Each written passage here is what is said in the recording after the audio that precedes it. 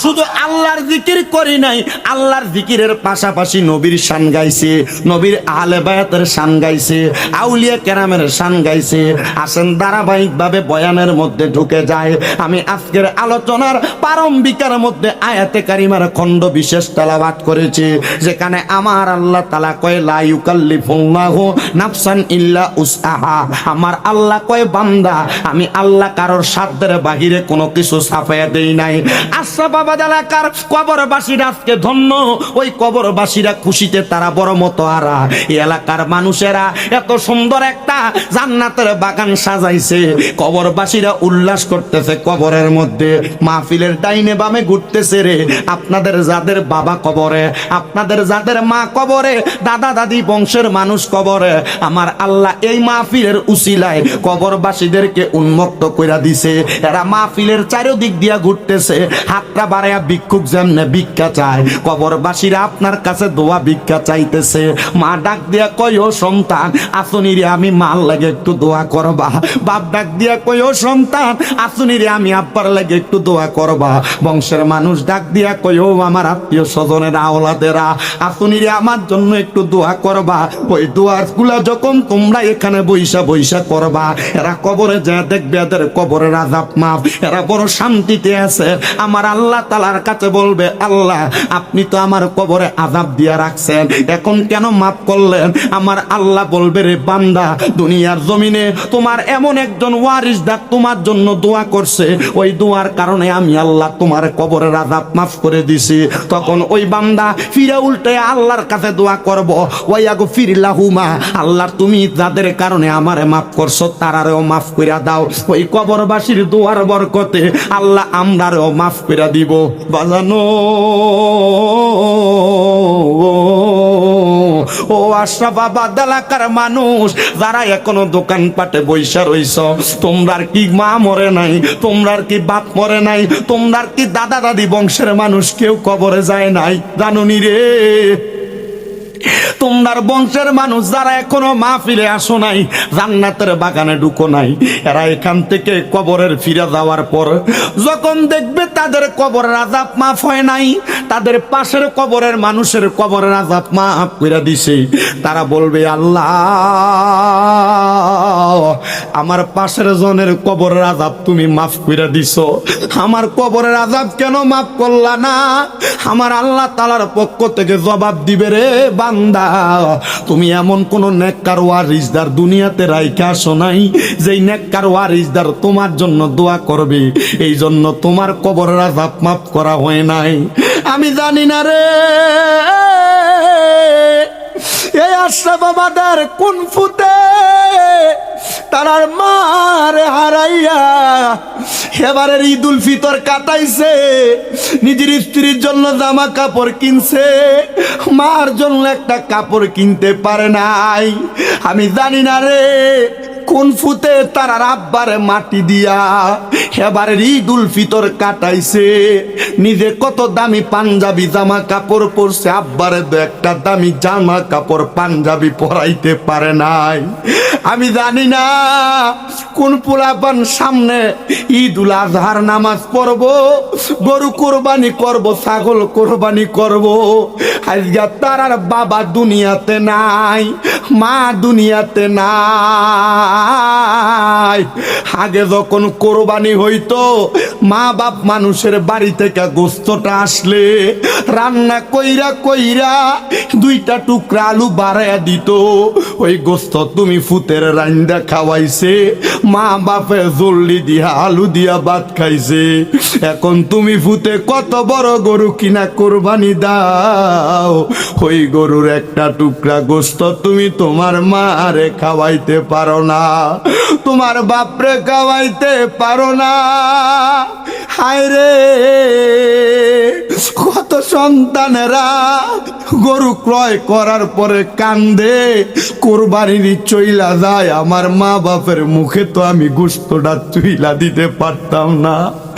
গত বছরে এই ব্রাহ্মণবাড়িয়ারই একটা ছেলে আমারে মাঝে মাঝে এখনো ফোন দিয়া যোগাযোগ করে বিদেশ থেকে।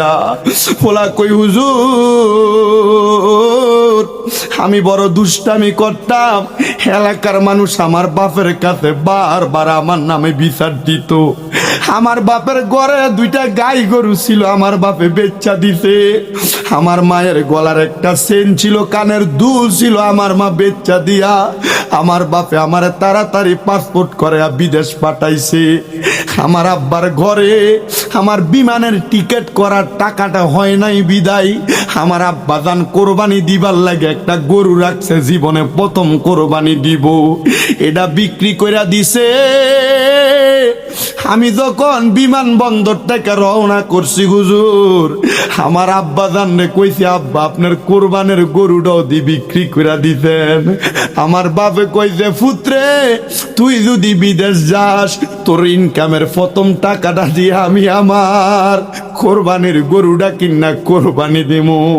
হুজুর আমি বিদেশ যাওয়ার পরে 22 দিন ডিউটি করার পর কুয়েত থেকে আমার মালিক আমার 1,20,000 টাকা বেতন দিছে বাংলা।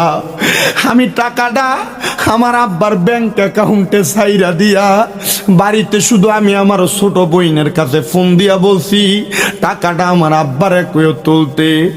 আমার বোন ফোন দিয়া কোনো কথা কইছে না, আমার বোন সিক্কুর দিয়া শুধু আমার ডাক দিয়া কয় ভাই কোন বাপে ব্যাংকে যাইয়া টাকা তুলব, আব্বা দো দুনিয়াতে না। হে আশরাফ বাবাদের পোলাপান বিদেশ আব্বাই আমনে পাঠাইছে না রে।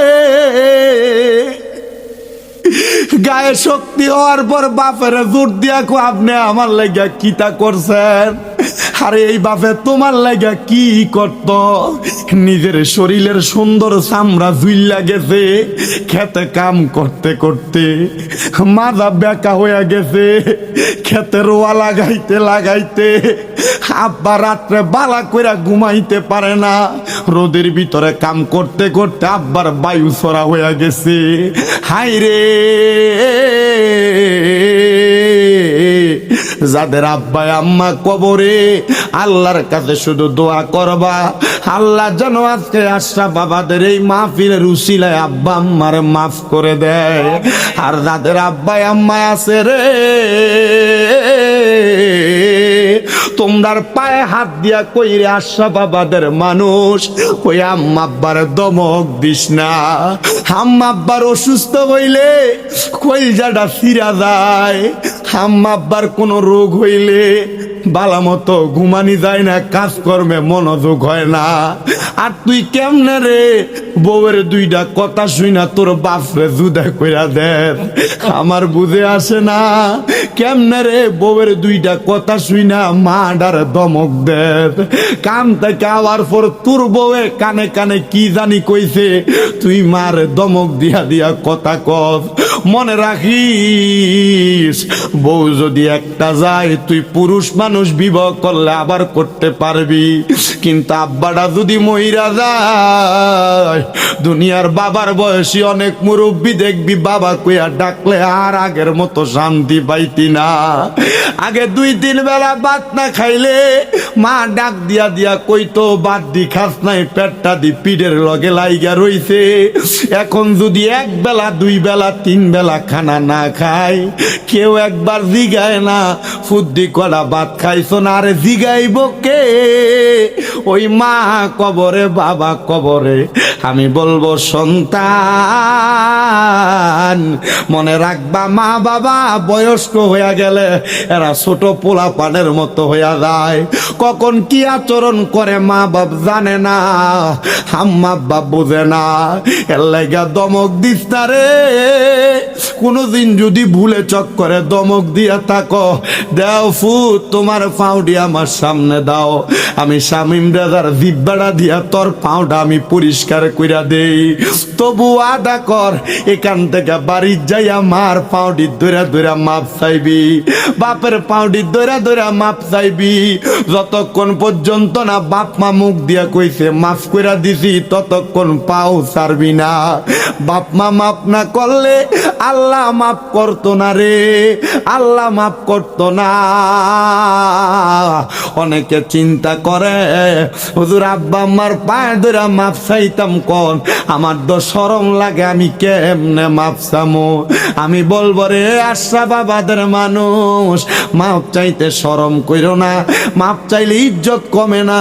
আমি শামিম রাজা আব্বা আম্মার পায়ে সুমা পর্যন্ত দেই, কি লাগা দেই জানো? কারণ এটার কারণে আল্লাহ আমারে জগতের মধ্যে বড় বানায়, সম্মানিত বানায়, মর্যাদাবান বানায়।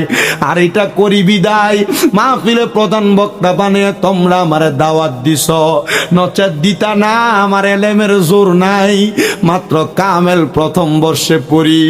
এলেম দিয়া কি হইব? শয়তানের তো এলেম কম ছিল না।